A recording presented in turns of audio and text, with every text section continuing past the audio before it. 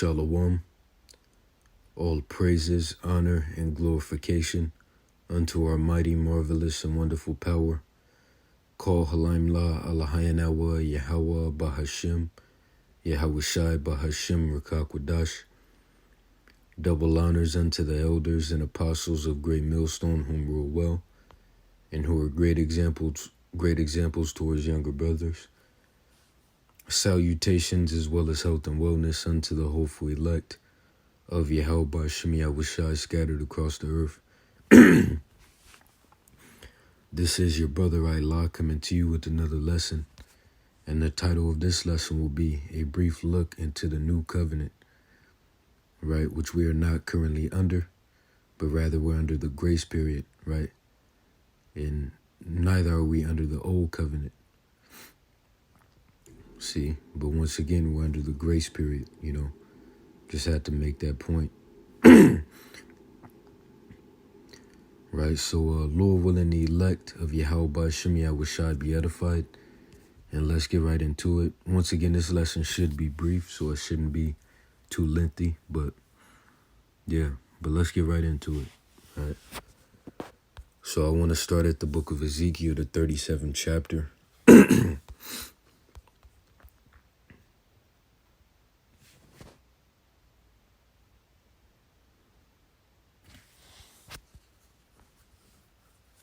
Matter of fact, I'll start at Baruch, the 2nd chapter, in verse 30. And it reads, "For I knew that they would not hear me, because it is a stiff-necked people. But in the land of their captivities they shall remember themselves, and and shall know that I am the Lord their power. For I will give them an heart and ears to hear, and they shall praise me in the land of their captivity, and think upon my name, and return from their stiff neck and from their wicked deeds. For they shall remember the way of their fathers, which sinned before the Lord. And I will bring them again into the land which I promised with an oath unto their fathers, Abraham, Isaac, and Jacob, and they shall be lords of it. And I will increase them, and they shall not be diminished. And I will make an everlasting covenant with them to be their power," right? And that's that new covenant. "And they shall be my people, and I will no more drive my people of Israel out of the land that I have given them." Right, which the people of Israel, right, the Israelites, are the so-called Negroes, Latinos, Native American Indians, and Seminole Indians. Right? From their respective tribes. So continuing on, let me jump to Ezekiel, the 37th chapter, Salakia.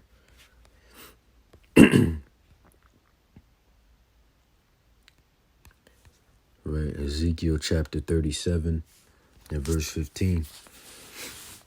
And it reads, "The word of the Lord came again unto me, saying, Moreover, thou son of man, take thee one stick, and write upon it for Judah, and for the children of Israel his companions. Then take another stick, and write upon it for Joseph, the stick of Ephraim, and for all the house of Israel his companions." Right, talking about southern and northern kingdom. Right, southern kingdom being Judah, Benjamin, and Levi. Northern kingdom being Ephraim, Simeon, Manasseh, Gad, Reuben, Naphtali, Asher, Issachar. And hopefully I'm not leaving that out. Right, Ephraim, Simeon, Manasseh, Gad, Reuben, Naphtali, Asher, Issachar, Zebulun.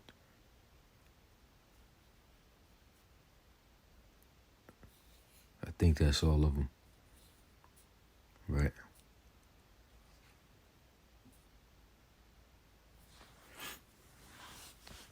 But continuing on.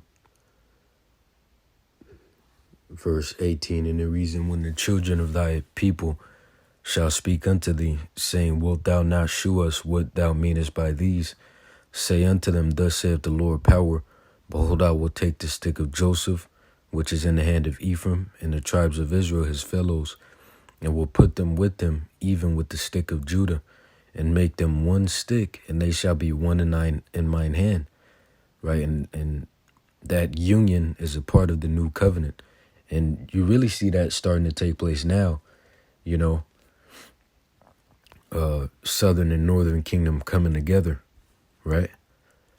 So verse 19, and it reads, and say unto them, thus saith the Lord power, behold, I will take the stick of Joseph, which is in the hand of Ephraim, and the tribes of Israel his fellows, and will put them with him, even with the stick of Judah, and make them one stick, and they shall be one in mine hand. And the sticks whereon thou writest shall be in thine hand before their eyes. And say unto them, thus saith the Lord power, behold, I will take the children of Israel from among the heathen, whither they be gone, and will gather them on every side and bring them into their own land. And I will make them one nation in the land upon the mountains of Israel, and one king shall be king to them all. And they shall be no more two nations, neither shall they be divided into two kingdoms any more at all. Neither shall they defile themselves any more with their idols, nor with their detestable things, nor with any of their transgressions. See? Meaning what? We're no longer going to sin. Which in order to not sin, you have to be perfect, right? But see, that we're going to be perfect, right? The Lord is going to write his laws, within our inward parts, right? Which we'll get that. Yeah, that's in, I believe, Jeremiah, the 31st chapter, right? Continuing on verse 23. And it reads, neither shall they defile themselves any more with their idols, nor with their detestable things, nor with any of their transgressions, but I will save them out of all their dwelling places wherein they have sinned, and will cleanse them. So shall they be my people, and I will be their power. Verse 24, and David my servant shall be king over them, see? And they all shall have one shepherd. They shall also walk in my judgments and observe my statutes and do them. And they shall dwell in the land that I have given unto Jacob my servant, wherein your fathers have dwelt. And they shall dwell there, even they and their children and their children's children, forever. And my servant David shall be their prince forever. Right. Moreover, I will make a covenant of peace with them. It shall be an everlasting covenant with them. And I will place them and multiply them, and will set my sanctuary in the midst of them forevermore. My tabernacle also shall be with them. Yeah, I will be their power, and they shall be my people. And the heathen shall know that I, the Lord, do sanctify Israel, when my sanctuary shall be in the midst of them forevermore. Right?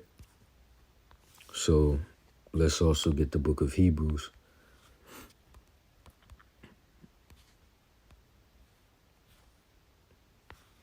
Right? And I'll start at verse 8. And it reads, for finding fault with them, he said, behold, the days come, saith the Lord, when I will make a new covenant with the house of Israel and with the house of Judah, right, northern and southern kingdom. Not according to the covenant that I made with their fathers in the day when I took them by the hand to lead them out of the land of Egypt, because they continued not in my covenant, and I regarded them not, saith the Lord. For this is the covenant that I will make with the house of Israel after those days, saith the Lord. I will put my laws into their mind and write them in their hearts. Talking about the minds. Salakia. And I will be to them a power, and they shall be to me a people. And they shall not teach every man his neighbor and every man his brother, saying, know the Lord, for all shall know me from the least to the greatest. Which that's proof that, we're not under the new covenant as of yet. Right? Otherwise, why do you have, the men that the Lord set up out here, still out here teaching? Right? Verse 12, for I will be merciful to their unrighteousness, and their sins and their iniquities will I remember no more. See?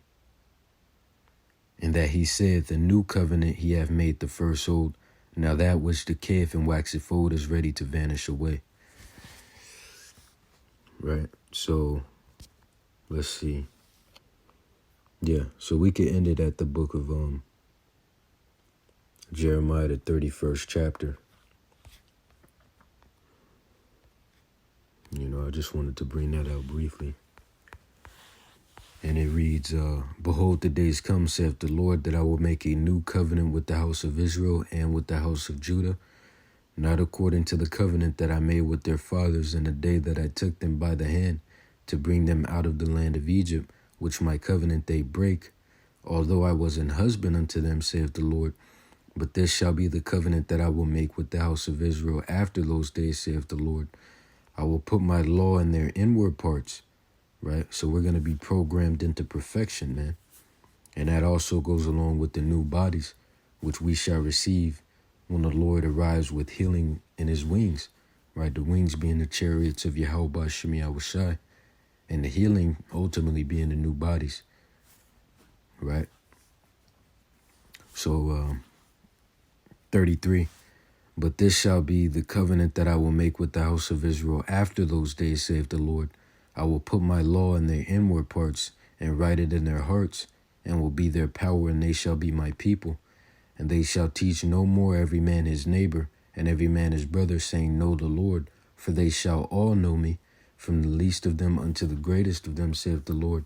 For I will forgive their iniquity, and I will remember their sin no more. Right? So, yeah, man, that's pretty much the point. So with that, Lord willing, you were edified. Once again and forever, all praises, honor, and glorification unto our marvelous, great, and mighty power. Kol Halaim La Alahayanawa Yahweh Bahashim, Yahweh Shai Bahashim Rakakwadash. Double honors unto the elders and apostles of Great Millstone, whom wrote well once again. Salutations as well as health and wellness unto the hopeful elect of Yahweh Shemi Awashai scattered across the earth. See you in the next lesson, Lord willing. Wa Yahweh Shemi Awashai Babaksha Abba. Wa Shalom DTA soon and stay sharp. And you sense your Akim wa Akwath keep pushing. Shalom wa barakatam lawalam yam. DTA.